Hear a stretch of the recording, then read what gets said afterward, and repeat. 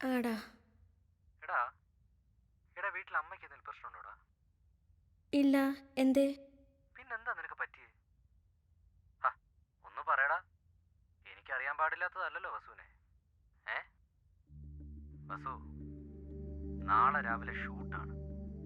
നിന്റെ ആദ്യത്തെ ഫിലിം, നിന്റെ വളരെ കാലത്തെ സ്വപ്നം. അവിടെ നീ ഒരു കാരണം കൊണ്ട് സ്റ്റക്കാകാൻ പാടില്ല. അതുകൊണ്ടാണ് ഞാൻ വീണ്ടും വിളിച്ചത്. നീ കേൾക്കുന്നുണ്ടോ?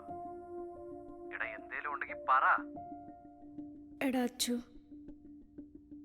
എടാ നാളത്തെ ഷൂട്ട് നമുക്ക് നെക്സ്റ്റ് വീക്ക് ആക്കാൻ പറ്റുമോ?